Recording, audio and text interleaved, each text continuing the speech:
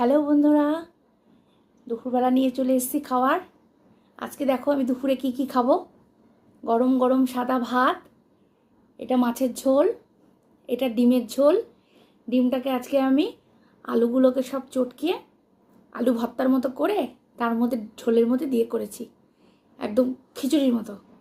তাহলে খাওয়া শুরু করি, দেখি এই রেসিপিটা কেমন লাগে খেতে। খাওয়া শুরু করি।